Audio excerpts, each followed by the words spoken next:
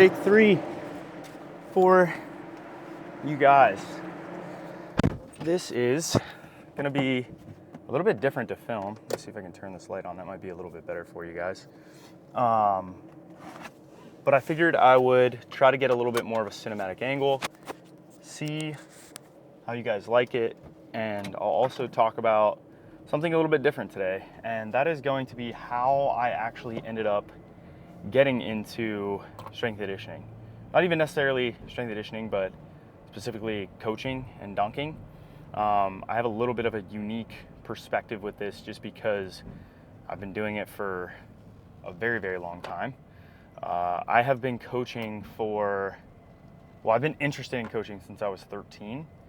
And the story of how I actually got to that is very long and extensive, and I've never actually had the chance to tell people about it. So I figured I could do that for you guys, or talk to you guys a little bit about it, and hopefully that is interesting to you guys for some of you want to go into strength conditioning, or maybe you were just curious, like, how the hell did you end up coaching the highest jumper in the world? How do you have these unique experiences with NBA players? You've worked with Olympians, you've traveled all over the country, you've gotten to sit in the ring during Olympic trials, you brush shoulders with NBA players. Like, how have you done this? And I'm kind of like, oh, that's a good question. I get to hang out with a lot of cool YouTubers and stuff oftentimes. So pretty much that whole thing started with me being a kid wanting to jump higher. That was it, right? I wanted to dunk because I wanted to impress my peers. I wanted to be a phenom. I wanted to be a freak athlete. I was not inherently athletic, actually.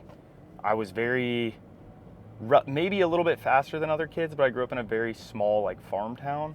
And then as I got into high school, I was not the fastest at all. Or middle school, I was not the fastest at all. I was maybe in my class of 100, I was maybe the sixth fastest.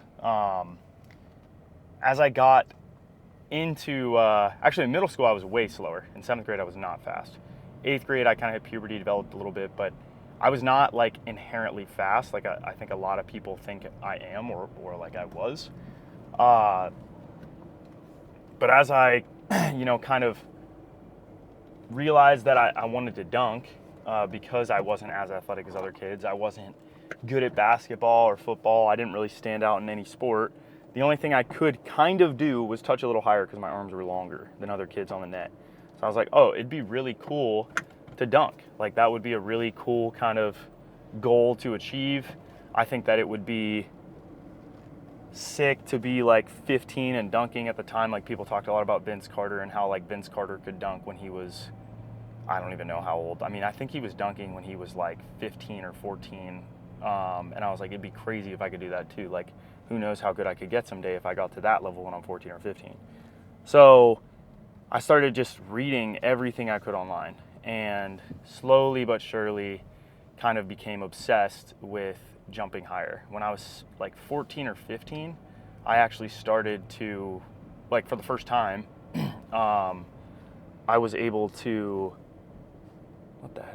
I was able to touch rim. Just from jumping, nothing else, just high jump, right?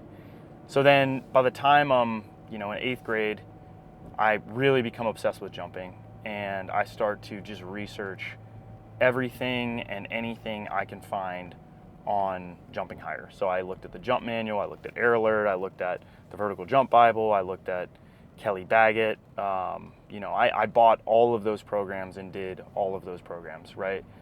My vertical marginally increased maybe a couple inches during that time, and it wasn't until I found a book called Power Plyometrics by James Radcliffe, and I did all the plyos in that book, that I really saw a big improvement in my performance relative to my peers. And what was interesting is that I had an identical twin brother, right? So I kind of have this case study where we are eating the same, we're sleeping the same, we're taking the same courses, we're on the same stress levels, and I am way faster than him. I think my brother ran a 13.6 in 8th grade, and I was running a 12.1 in the 100 for perspective. I was high jumping 5.10, he was high jumping 5.2, or not even, he was probably jumping 4.10. I could almost dunk in 8th grade. I ended up dunking in 9th grade. My brother could maybe grab rim with his fingertips or something like that at that time. but he was also training for distance running. So, you saw this stark comparison and this difference in how our training kind of, caused us to adapt differently or, respond differently to training, which for me was really kind of motivating, right? I'm like, oh wow, like I actually got a lot better than all of my peers and my own brother, who naturally was more athletic than me, even though we were identical twins. He was always faster, always more athletic, could shoot a ball, could dribble, could do everything. Mr. Do-It-All. Smarter than I was, basically better than me in every way. And so I come into ninth grade or whatever, and it's weird that this is also vivid to me because I think a lot of people are like, I don't even remember 8th or 9th grade. I'm like, I do. But yeah, I started to weight train at that time, started to get more into track and field, still was playing basketball, dunked for the first time in 9th grade after like doing a bunch of plyos, then doing nothing. And, that was kind of the first time I got the itch for it. But it started with me. That's basically what I'm trying to say is my obsession with jumping my obsession with strength conditioning started with me. And then what inspired me to help others was that I felt like I was this loser kid who wanted to be a better athlete, but didn't know how. I didn't have a roadmap. And when I found out it was possible to train to be a better athlete, I was like, oh, that is sick. Like, I can just make myself as freaky as I want. At the time, 7th or 8th or 9th grade, Calvin Johnson was all the hype. I mean, he was like in the suit commercial, 6'6", 240 pounds, can run a 4.3, 43-inch standing vertical. I had Terrell Pryor, in my hometown or very close. If you don't know who that is, look it up. He's like 6'6", same thing, could run a 4.4, bomb the ball 60 yards, scoring 10 touchdowns, not 10, but like 5 touchdowns a game against relatively high school football. Went to Ohio State. Todd Thomas ended up playing for Pitt in the NFL. Terrell Pryor obviously went to the NFL. So this is like my influences, and when I found out I could be faster and stronger and more athletic than those guys with half the genetic capability, I was like, oh, this is sick. I would love nothing more than to be this bouncy, gangly, freak fast, speedy dunking athlete. Like, I think that would be sick. So I start training for track and just start reading everything I could to become as athletic as those guys.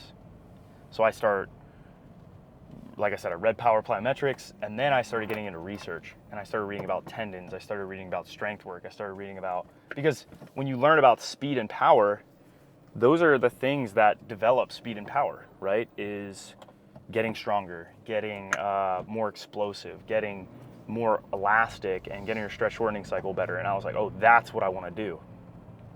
And obviously I had a good base in plyometrics, but I really sucked at lifting. It was not natural for me. I hated it. I didn't like deep squatting. It hurt my hips, it hurt my knees, all this stuff, right?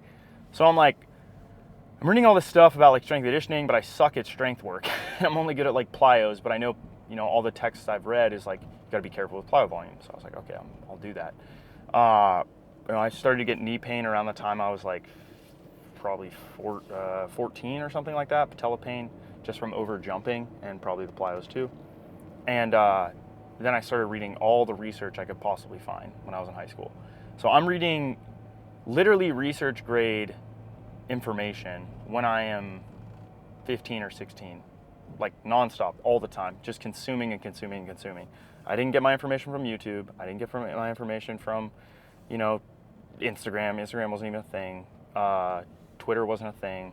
I just read research articles from forums, and I read them top to bottom every day for hours when I would get home, just to like see if I could gain any little bit of information about how to get, whatever, a little secret, a little tip, a little whatever on how to get more athletic, right? But the more I read, the more questions I had.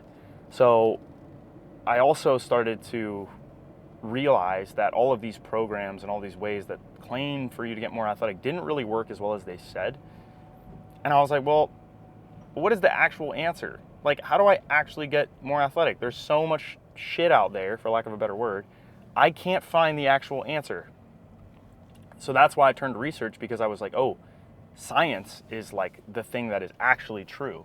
It's not just like these claims, but there's like scientific principles that underlie why we are able to do the things that we do. And those scientific principles are the reason why I got more athletic initially, and must be the reason why other guys are able to improve their athleticism and get faster and all this other stuff. Like, track doesn't care, and I was a big track guy, track doesn't care about, like, if you think you got faster, it's like on a clock. And high jump doesn't care if you think you jump higher, like, you either do or you don't. So things became very black and white for me when it came to training. And, you know, obviously as you get more experience, you kind of learn what rules you can and can't break and what matters and doesn't actually matter. But, you know, early on, I learned a very valuable, important lesson, is that science at the end of the day drives performance, right? If you can't, you know, have a reason why, or you don't have a reason why, you're not going to get better. You're not going to have an objective reason for improvement. You're not going to make any meaningful changes, because whether you think you are or you aren't, what matters is if you actually are. And so I realized I need to actually make changes by following what we know in research makes changes to the body. As I learn more about the body, I learn more about the research that changes the body, and then I obviously learned from coaches who could explain further why those things did or didn't work. So I would ask, you know, basically my mentor, Mike Young, as I got older, he started coaching me in high school because I was like, I want a scientist to coach me. I don't want Joe Blow. I don't want a personal trainer from the gym. I want a scientist. And I don't want any scientist. I want the best scientist. But I don't want a scientist that just sits in a lab. I want a scientist that coaches.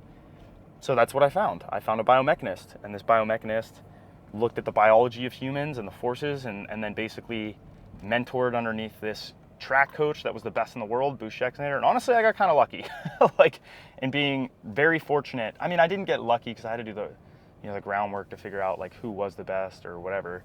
But, you know, I start learning from him, and I'm like, holy crap, this guy's brilliant. Like, he's like who I want to be when I'm older. And he, at the time, had like an online coaching service before online coaching was a thing. This is like 2011. So he had a website, it had videos, and then he would write your training on paper. He would just send you a PDF of the workouts, and then he had an inventory, which you guys know the inventory that we have on Team Builder. Very, very similar, right? But this was back in the day. This woman is watching with my camera. It's so funny. So I do all these workouts. You know, I get way freaking better with him. I'm trying to go to college to get a scholarship.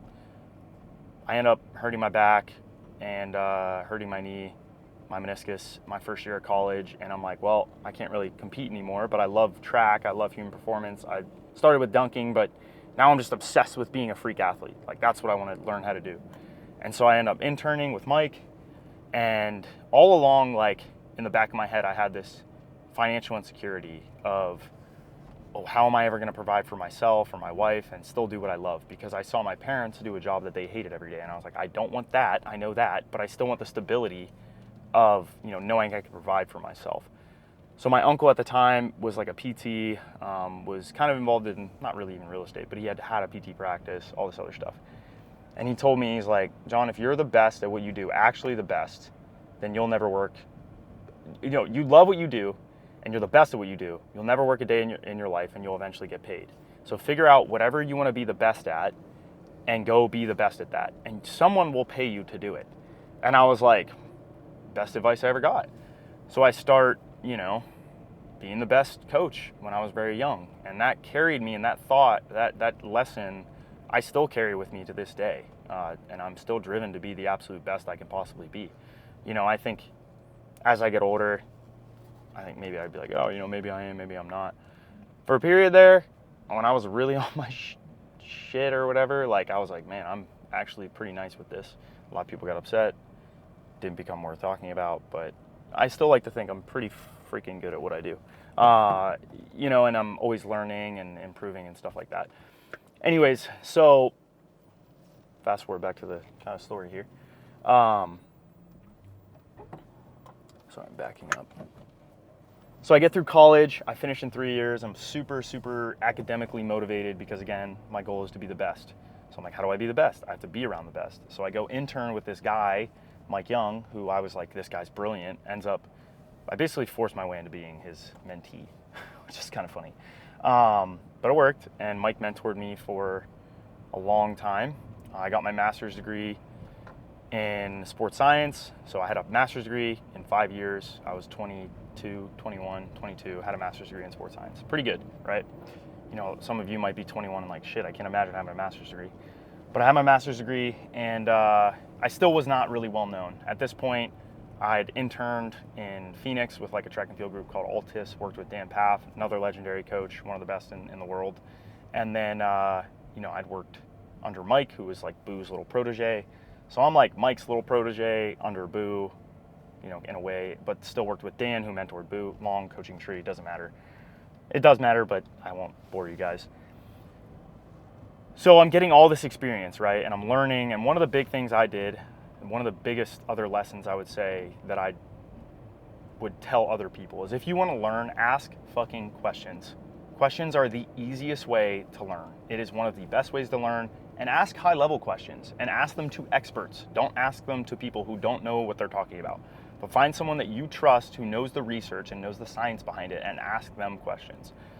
Because that's how I learned. You know, I asked so many questions to Dan and Mike. Every single day I would have, you know, basically a notebook of questions that I would just ask them. And be like, well, if this is this and this is this, how come this? You know, I would ask a lot of like things that seemed contradictory. I would ask them.